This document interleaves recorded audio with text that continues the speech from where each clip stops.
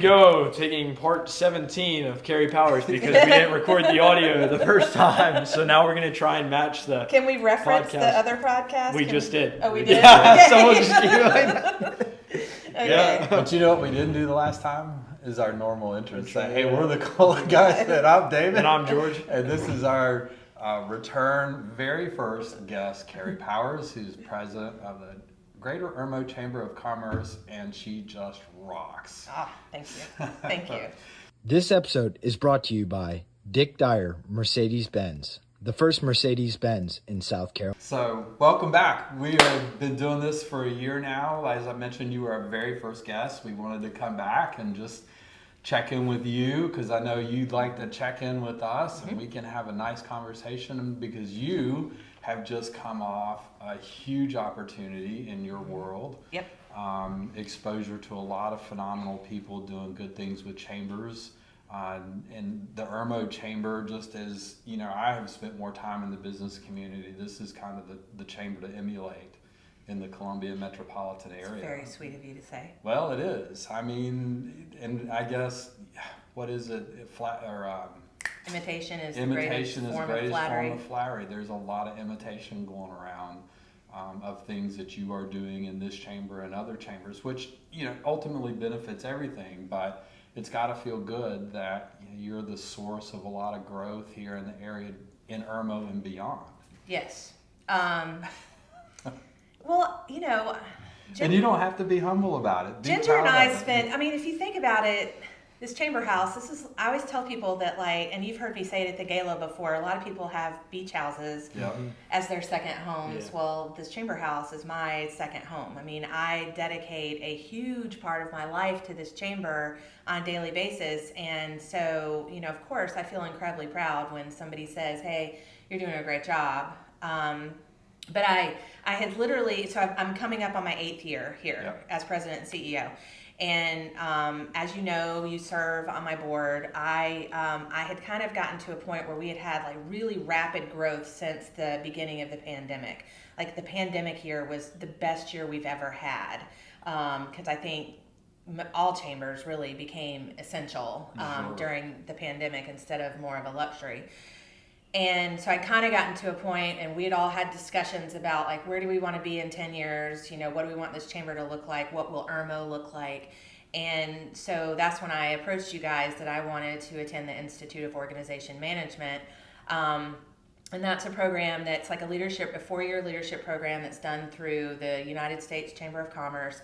And they do 4 sites around the country. And, of course, I get to go to my beautiful University of Georgia for a week. I get to go spend a whole week in Athens. And the best part of it was I was in a room, my class has 55 people in it, so I was with 54 other people that know exactly what I do for a living every day. It's impossible to explain a job description of a chamber president because we do everything from answer crazy phone calls from people about, you know, what's going on in the town to helping people find their long lost brothers. I've done that before. You know, helping people read a map because they don't understand Google. You know, the elderly people that come in and they want maps. They want actual physical maps, and we have those. You know, but there's no way I was going to be able to have the tools to get to another level with this chamber if I had not started this journey down in Athens. It was intense. I don't do well sitting in class for 10, 11 hours a day. I had to get up and walk around and drink lots of coffee. But the things that we were talking about, you know, like trends in the chamber world, trends in the business community, it's the first time I've ever sat through a diversity, equity, and inclusion seminar, which was eye-opening to me. The board governance class that I had to take, another eye-opening thing. I should have taken it 8 years ago when I first started here, but we're doing a great job. And, you know, chambers of the future, how to, strengthen your membership, how to retain your members, how to recruit more members, things that are going to be important in the everyday workings of this chamber so that we can grow. Sure. And how do you, so right now, I think I remember our chamber has 750 partners or around We're there. at 500. 500. Yeah. Okay. How are you going to, after going through these classes, you were sitting with people who had thousands of partners. Yes. Are you able to kind of learn from them in that time about how to get to that next level that you're wanting to get to that 750 and then that 1,000? Yeah, and that is an excellent question. One of the biggest things that I noticed about myself as compared to, say, one of the other chambers that had 1,000 partners, I have to take some of the things that I do and delegate those out, whether it be increasing the staff here or finding ways to take some of those things off my plate, because I always pride myself on knowing the name of every single partner that we have, and some of them I know their spouses, their children, when they started their business. I mean, I pride myself on that. But as a chamber president, sometimes as you get bigger, you lose some of that, because you've got to have somebody that's their sole job, like a membership director or something. So I'm thinking in the future that might be a direction that we go in, where we have a dedicated person, then that's all they do is wrap their arms around our partners and make sure that they're happy and that they're getting the benefits that they're paying for. So that's something that I really learned, is that there's some things that I should be doing as CEO, like attending the state chamber meetings every single month. I never have the opportunity to do that because, of the things I'm doing here, and I should be doing those kinds of things. I should be attending association meetings and really like broadening my network in that area. Right. So. We hate to pause our conversation with Kerry Powers, but quickly, text New Horizons to 85377 to see how we can help you with all of your buying and selling needs. That's something I'm going to work on. I think we all struggle with those types of growth issues as we learn our roles, and then we get successful and things grow out, and then your role needs to change. Yes. Because you're very relational. Yes. I mean, you're hugely well known for your relationships with everybody in this chamber. And like as you said, you get to 750 and you get to 1,000, that's going to shift a little bit. Yes. And so it takes thought and attention to how you do that without giving up some of that. Or how do you continue to make this feel like a family and not like a transactional type of organization? A small feel. And I think that's always been my fear, my concern, is that there is a very family dynamic here. People are close to each other and they take care of each other. And I don't want that to go away. So should I move in the direction of maybe hiring a membership director, that person is going to have the personality that understands that's why people like this chamber. Yeah.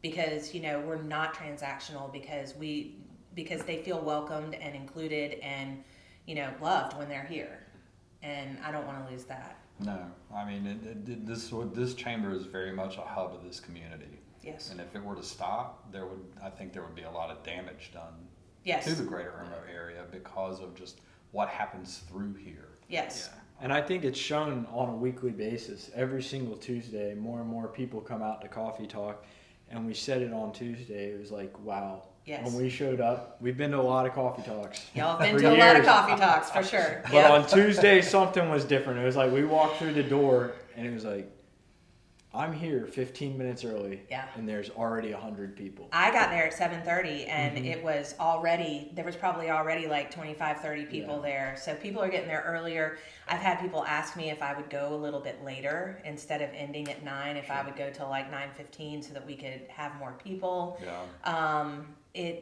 I could not have imagined that Coffee Talk would turn into what it is. And I got to credit Bart. I mean, we have wonderful coffee. Yes. And Bart has been with me every step of the way. It's funny, this past Tuesday, I had not seen Bart in 3 weeks. And it has been 5 years since I have gone 3 weeks without talking or seeing him, talking to or seeing him. So, it's been a great relationship, and I'll tell you how good coffee is to it, because we go to another thing during the week. I won't say which morning. The coffee's horrible there. I don't drink any coffee, so thank you. He doesn't drink coffee, but I'm going to tell you, it's just like, it's bad. It makes a big difference. It makes a big difference. Yeah, it makes a big difference. I think what's crazy too, though, is it used to be in this room. Yes. Yes. I'll take a picture of the room and put it in the podcast. Yes. But it would be like a party at a club type of cramming people into something. You couldn't even fit everybody. The first one we had was June 5th, 2018. Mm-hmm. In this room, we had 5 people here. Wow. 4 of those people still come every single week. Of course, Kim is no longer with us. God bless Kim Mitchell. But she was one of the very first ones too. And I don't know. We've had somebody wreck in the back parking lot because there were so many cars back there. We had standing room only. But anyway, it's my favorite day of the week. I love it. But yes. So we're talking about growth. Yep. Right? So you guys have just had a huge, massive growth moment. Yes. So one of the things that we discussed when we were recording this last time that I thought was really interesting was that you chose to remain an Exit company. So what is it about Exit that you love so much, and how has that transition been for you guys with your new horizons? Do you want to go first? Yeah, Exit's relational. It's just like the chamber, and you get the same feel. Yeah. With Exit that you get at Coffee Talk each Tuesday, that the people from the top down care about you. Like at the chamber on Coffee Talk, you can walk up to Kerry and ask any question you want about anything, and she'll know the answer. And if she doesn't, she'll help you figure it out. Right. Same with the people at Exit from the top down. It's all relational first, and they just want to see each brokerage succeed, and then each agent within each brokerage succeed, which is really nice. Okay. Yeah, we've had a couple of opportunities to meet everybody from the founder down. And in all of my work experience, I've never met a group of persons who walked and talked their mission statement like this group of people. They're people first, period. You take care of yourself. We want to train you, teach you, make you a better person, but it's you first, business second. If you're not doing well, your business ain't going to do well, and they mean that. And I'll just say this morning, just sitting at breakfast, I've heard from 2 different people in the corporate office just checking in. How are you? How are things going? Send you a little motivational thing. And I've never worked for an organization or been around a big, large corporation whose leaders show that much interest in people. I mean, we're one of several hundred brokerages, and here they are making sure George and I are doing okay. Right. So how are things have you found agents, or how are you seeking agents? Pipeline. Yeah. So we had one agent join us already. He'd come from another company, been in the industry for about a year now. So that's always exciting to get your first person in the door. How many people do we have taking a course? I think we got 3 people that are working on the license. Actively working on the license. That'll join us as new agents, and we're talking with several people that are experienced agents about the Exit philosophy and what we're trying to do as a brokerage, because we've got a certain type of agent, a certain type of mindset that we're looking for. We want to work with full-time agents more so than people that just want to do it on the side as a part-time thing, and that's intentional. Because the people that we've been introduced to as successful agents and brokers have all looked at us and said, you need to find the people that want to do it and will commit to it full-time. Right. Because when you do, we're going to show you how to show them how to sell real estate, but then build a business within your business. And if you can do that, let us do what we show you to do. We're going to show you the success that these 15 other agencies have had up here, and they've got 60-70% market share in their area. Wow. Well, you want to be building and not putting out fires, and I think that's what happens so often whenever you bring on these part-time people, especially in South Carolina, because the real estate course is so easy. You have thousands and thousands of agents who do 1 deal a year, do 2 deals a year, and each time they do a deal, it's as if it's their first time ever doing a deal. Right. Same for the buyer and seller. Buyer and seller is understandable because they don't have their real estate license. But when it's an agent going through that as if it's their first time every single deal, that's when you're putting out fires, being the broker or working in that office where you're having to deal with it every single time. You want them to be trained and already know what to do. Sure, you want to help, but you don't want it to be an every single time thing where they're coming to you. So it's a nice, smooth experience. Correct. Because smooth experiences get good referrals. Yes. And you know, there can still be bumps in those smooth experiences, but it's how Progress. how you know how to handle it as a realtor. Right. And I'd say realtor because we're both committed to being a part of our professional association at the local, state, and national level. My partner in Exit Realty New Horizons is Corwin Millette. Corwin's the owner of Exit Realty Low Country down in Charleston. He's gotten to be a great friend of ours over the last couple of years. And actually he approached us. He heard what we were getting ready to do and was like, hey, you know, we've talked about doing X, Y, and Z. Can I grow with you? So yeah, you know, let's take someone he's been in the business for over 2 decades. You know, he sits on the state board for the South Carolina Realtors Association. Oh, wow. Okay. He's in line to be president in a couple of years. Super well connected. So we align very much with him in terms of, you know, being a part of the real estate world in South Carolina, because this is what we do professionally. This is what we're choosing to do full time, and we want to keep it alive and healthy and have a good reputation, you know, so that people will choose to use a realtor as their advocate in the real estate process. That's good stuff. Yeah. We're excited to see where you guys go from here. Well, I mean, it's the same as choosing to serve on the Irmo board, right? You put into it what you get out of it. Did you really choose? Yes. I mean, I was like, David, we would love for you to You're be on gonna the do board. it. You're gonna do it. What do you think about that? Welcome to the board. there's always the opportunity to say no. Yeah. Right? And I think there are a lot of people in the business world that don't understand the power of giving back, of leading, of serving first. And I was listening to a podcast yesterday about marketing and stuff on social media, and these are nationally known figures, and the guy made the point to say, you know, all you businesses out there that think you're just going to throw something up there and people are going to instantly start using you, buying you, recommending you, it's crap. You've got to give first. You've got to show value first, and the more you give up front before you ever ask anything of anybody, the easier it will be to attract business and to get, you know, to be able to ask when you need to. Right. On down the road. And so that's There's that networking aspect to it as well. I mean, if I was not a chamber president, but I own my own business, right? Serving on a chamber board, you are privy to a wealth of different kinds of knowledge. Absolutely. I mean, think about it. When we sit in our board meetings, you've got Billy Chastain, who gives us all the lowdown on what's happening with Dominion and the lake and the dam and all the things that are happening. And then, you know, you've got different business owners. You've got the town telling us all the new businesses that are coming in.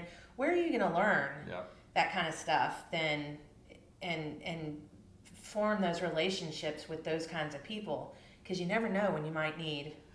No, you don't. And I think that goes back to the approach of real estate. I mean, you can pick up the phone and call one of the big corporate names, you know, and if you've never heard of Realogy and know what Realogy is and who all sits underneath that, and it's a very corporate real estate world, they're buying tons of ads, they're cold calling folks, and that's how they want to do business. It's very transactional. It's not how we want to do business. We want to be engaged with our business. I was one of the realtors that I'm talking to, you know, would like to consider him, you know, look at joining George and I at Exit Realty New Horizons. You know, last night he asked me, so what do you do for networking? was like, well, I'm involved at the chamber. This year, my chamber president has me involved in leadership Lexington County, and we do this one on this week, and this one on this week, and this one. He's like, whoa. Yeah. It's like, well, how else do you know what's going on in your community? Right. Yeah, I also think it's effective networking though. So many people show up and it's like they build these baseline relationships with people and they never go deeper, and then they never get to the point where they can even have an ask. Right. And so going to Coffee Talk, intentionally looking to build relationships with people is kind of how you're able to network more effectively. And if there's so many real estate agents, and we were saying this the other day, there's so many coaches too. There's a lot of coaches wherever you are, and there's a lot of realtors coaches. wherever you are. And Both, it's not yes. this chamber, it's any group you go to. Yes. But it's being able to build that relationship that's deeper than the surface level, that's going to make you effective at actually getting business. And I'm going to make a comment about coaches. As a former college athlete, okay? I think that business coaches are way more effective than a therapist. Okay. I'm just going to throw that out there. I've worked with several in this chamber, and in my past career, we had access to a business coach. This was before it became like a thing. Yeah. But we had access to a business coach, and everything that's going on in your life, whether whatever you've got going on personally, is inevitably going to affect your professional life. And when you can shore up your professional life with, say, a business coach, and when you can develop yourself, become stronger, that bleeds into your personal life as well. Definitely. And for me, I find it a whole lot easier to,